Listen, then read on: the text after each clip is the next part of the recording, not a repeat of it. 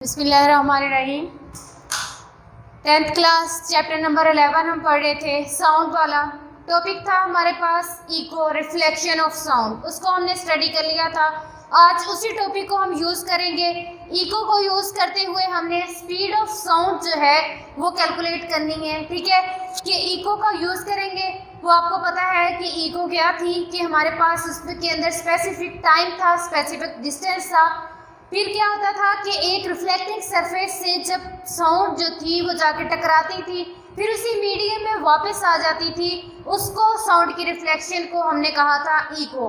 वहाँ पे हमने टाइम भी नोट किया था कि इतना जो टाइम है, मिनिमम टाइम होना चाहिए 0.1 सेकेंड। ठीक है, उसके बाद हमने बात की थी डिस्टेंस की, कि वहाँ पे जो सोर्स है जहाँ से साउंड वेव्स जनरेट हो रही हैं और वहाँ से जो रिफ्लेक्टिंग सरफेस है, उन दोनों का डिस्टेंस जो है वो 17 मीटर होना चाहिए, तब जो है इको प्रोड्यूस होगी, अदरवाइज नहीं। ठीक है, अब यहीं पे हम इको जो है उसको यूज़ करेंगे, उसी मेथड को यूज़ करेंगे और उसकी हेल्प से हम स्पीड ऑफ साउंड जो है वो कैलकुलेट करेंगे। ठीक है, अब हमारे पास क्या चाहिए है कि वहाँ पे हमें ऑपरेटर्स कौन कौन से चाहिए इस एक्सपेरिमेंट को प्रूव करने के लिए, कि हमें कौन कौन से ऑपरेटर्स चाहिए होंगे और इसका प्रोसीजर क्या होगा, क्या तरीकाकार होगा, किस तरह से हम उसको फाइंड आउट करेंगे। ठीक है, तो ऑपरेटर्स हमें कौन से चाहिए होंगे? मेयरिंग टेप। मेयरिंग टेप आपको पता है क्या होती है?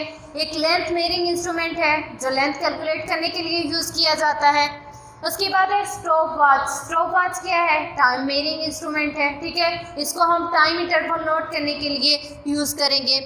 Flat ball that can produce good echo. एक ऐसी फ्लैट बॉल लेनी है हमने, वो क्या करेगी, जो गुड इको जो है, मतलब गुड साउंड जो है उसको रिफ्लेक्ट करे, अच्छी तरह से उसको रिफ्लेक्ट करे, वो हमने फ्लैट बॉल लेनी है। ठीक है, ये थे हमारे पास ऑपरेटर्स की कौन कौन सी चीज़ें हमें चाहिए हैं। ठीक है, अब हमने क्या करना है कि इनकी हेल्प से हमने इको का मेथड लगा के वहाँ से स्पीड ऑफ साउंड जो है वो कैलकुलेट करनी है। अब आपको पता है कि स्पीड के लिए कौन सा फार्मूला यूज़ किया जाता है? S equal to VT। S हमारे पास क्या है?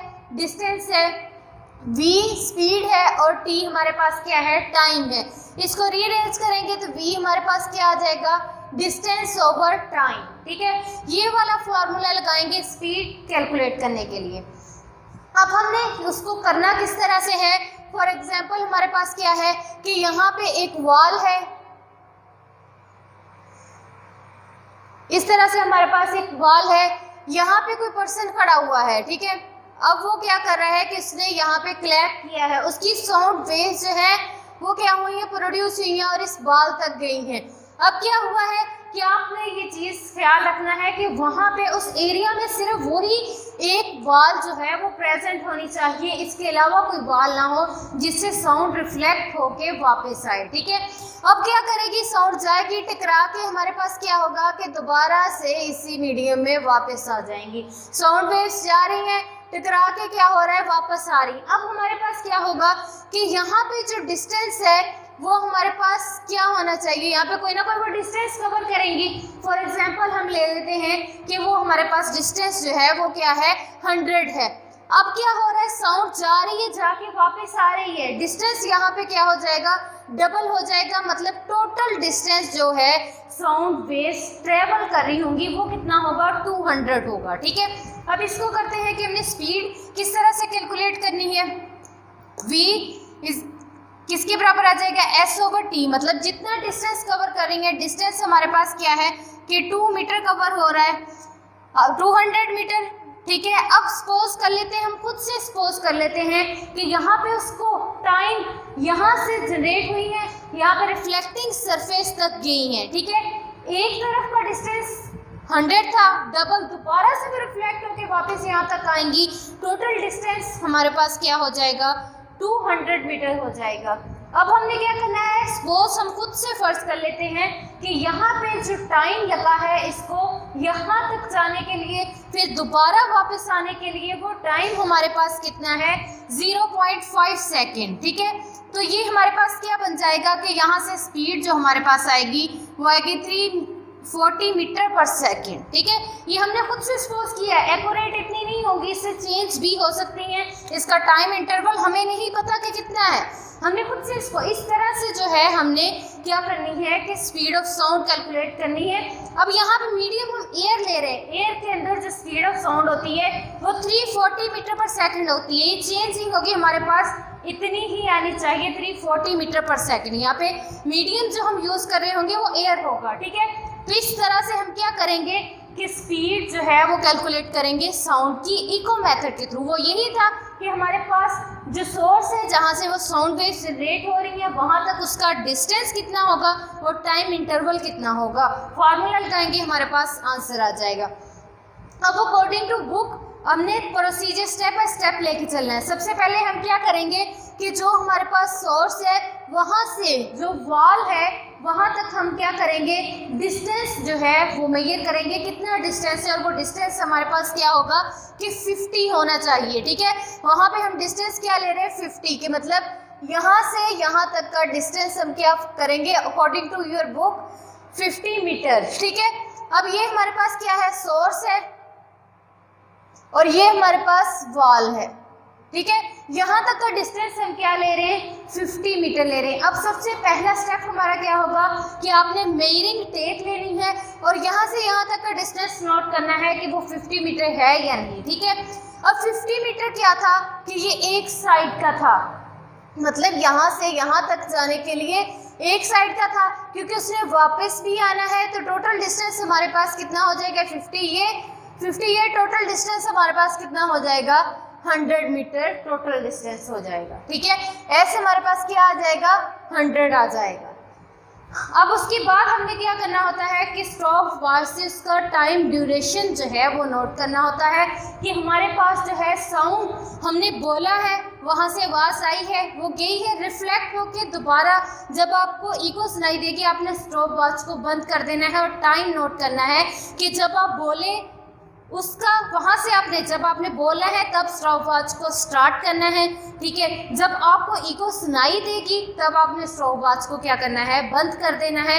उसका टाइम ड्यूरेशन जो है वो आपको शो हो जाएगा वहाँ पे कि उसने कितना टाइम जो है लिया है इको हमें सुनाई देने में, मतलब साउंड वेव्स गई हैं, रिफ्लेक्ट होके वापस आई हैं, उन्होंने कितना डिस्टेंस कवर किया है और कितना टाइम लगा है। ठीक है, अब हमारे पास क्या हो जाएगा इसी चीज़ को।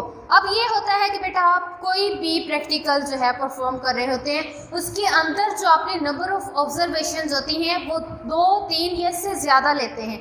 उसका मकसद क्या होता है कि आप एक ऑब्जर्वेशन कर रहे हैं, फॉर एग्जांपल यही वाला एक्सपेरिमेंट हम परफॉर्म कर रहे हैं, तो वहाँ पे क्या होगा कि जब आप फर्स्ट टाइम आपने बोले हैं फ़ौरन से हो सकता है कि जब बंदा वहाँ पे टाइम नोट कर रहा वो स्टॉप वॉच फ़ौरन से स्टार्ट ना हुई हो, और हो सकता है कि जब इको आप तक पहुंची हो फ़ौरन से स्टॉप वॉच जो है वो बंद ना हुई हो, टाइम ज़्यादा नोट हो गया हो, तो एक जो होती है उसमें चांस होते हैं एरर के, ज़्यादा एरर के चांस होते हैं। जब हम नंबर ऑफ ऑब्जर्वेशन ज़्यादा कर देते हैं तो वहाँ पे एरर के चांस कम हो जाते हैं, एक्यूरेसी जो है वो ज़्यादा हो जाती है। इस वजह से जब भी हम लैब में एक्सपेरिमेंट परफॉर्म करते हैं, प्रैक्टिकल करते हैं, तो हम नंबर ऑफ ऑब्जर्वेशन ज़्यादा रखते हैं। ठीक है, कभी भी एक ऑब्जर्वेशन नहीं लेते, ज़्यादा लेते हैं नंबर ऑफ ऑब्जर्वेशन। ठीक है, इसी तरह हम यहाँ पर भी करेंगे।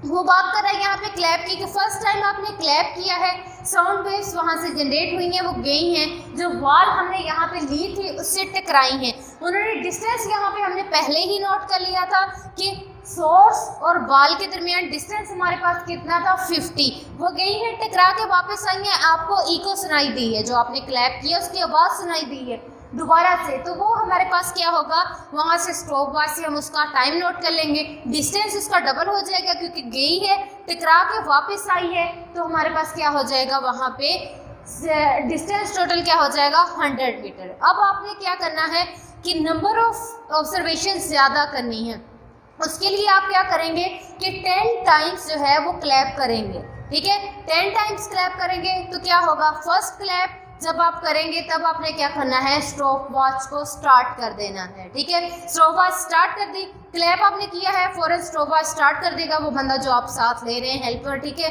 वो टाइम नोट होना शुरू हो गया है। आपने फर्स्ट क्लैप करनी है, सेकंड करनी है, थर्ड, इसी तरह आपने 10 टाइम क्लैप करना है।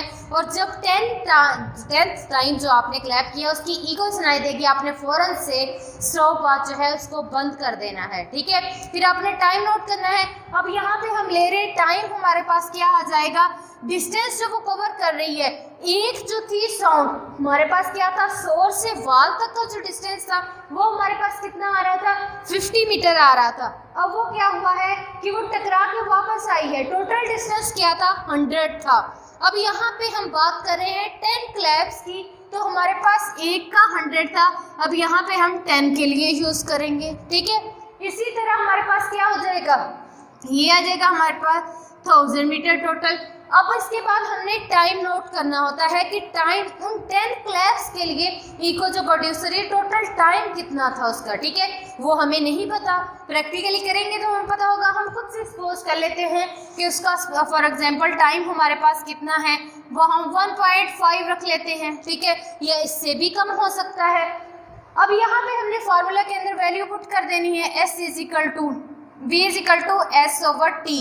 टाइम कितना है 1000, उसका डिस्टेंस जो कवर किया है 1000 और टाइम कितना है 1.5, तो ये हमारे पास क्या आ जाएगा 340 मीटर पर सेकंड, ठीक है। ये यहाँ पे टाइम जो है वो कुछ भी हो सकता है, ठीक है। टाइम यहाँ पे हमने ये खुद से जो किया है सपोज किया है, ठीक है। ये टाइम हमने खुद से सपोज किया है। जब हम इसको प्रैक्टिकली करेंगे जो टाइम वहाँ पे आएगा आप उसकी अकॉर्डिंग चलेंगे तो आपके पास जो आंसर आएगा वो हमेशा 340 मीटर पर सेकंड ही आएगा, ठीक है। ये बात आपने याद रखनी क्योंकि हम एयर के अंदर वो ले रहे हैं और एयर के अंदर जो स्पीड ऑफ साउंड है वो हमारे पास 340 होती है, ठीक है। अब आपने क्या करना है कि यही आपने वहाँ पे टाइम, ये हमने खुद से सपोज किया है कि इतना टाइम उसको लग सकता है, हम उसको प्रैक्टिकली नहीं कर रहे, खुद से सपोज किया है कि हमारे पास उन 10 इको को प्रोड्यूस होने के लिए या 10 क्लैप्स जो हमने की हैं उनका टोटल इको तक जो डिस्टेंस था, जो टाइम इंटरवल था वो हमारे पास 1.5 सेकंड है। आपने वहाँ पे क्या करना है कि खुद से अगर आप सपोज करें तो आपने इस तरह से लेना है कि 340 उसका आंसर आए। ये आपने वहाँ पे प्रैक्टिकल नहीं करे होंगे, सिर्फ आपने प्रोसीजर लिखना है वहाँ पे, ठीक है। ये आपको शॉर्ट क्वेश्चन में भी आ सकता है कि स्पीड ऑफ साउंड जो है वो इको के मेथड से कैलकुलेट करें। तो आपने क्या करना है कि ये सारी चीज़ें आप खुद से सपोज की आप लोगों को समझाने के लिए आपने वहाँ पे क्या करना है, ऑपरेटर्स लिखने हैं। वो आपको पता है 3 ऑपरेटर्स हैं हमारे पास, कौन कौन से हैं, मेजरिंग टेप है, स्टॉप वॉच है और फ्लैट बॉल जो कि साउंड को रिफ्लेक्ट करेगी, ठीक है। और ये बात माइंड में रखनी है कि वहाँ पे यही वाली फ्लैट सरफेस हो, ऐसा ना हो कि इको पास एरिया में जो कोई और वॉल हो या कोई और रिफ्लेक्टिंग सरफेस हो उससे टकरा के वापस आ रही हो, क्योंकि हम डिस्टेंस जो है वो इस बॉल तक का ले रहे हैं, ठीक है। सोर्स से डिस्टेंस जो हम ले रहे हैं, काउंट कर रहे हैं, वो इस बॉल तक का ले रहे हैं, ठीक है। 50 मीटर हमने रखा क्योंकि वो डबल टाइम कर रही है, रिफ्लेक्ट होकर वापस भी आ रही है, स्पीड डिस्टेंस ट्रैवल कर रही है, ठीक है। तो वो हमारे पास 100 हो जाएगा। इसी तरह 10 के लिए आपने करना है, आपने कैलकुलेशन वहाँ पे नहीं करनी, आपकी बुक पे सारा प्रोसीजर जो है वो दिया गया है, वही आपने जो है वो लर्न करना है, ठीक है। ये आपको सिर्फ बताया है कि किस तरह से आपने जो है वो स्पीड ऑफ साउंड जो है वो कैलकुलेट करनी है इको के मेथड से, ठीक है। उम्मीद करती हूँ कि आप लोगों को समझ आ गया होगा। ओके, चलो।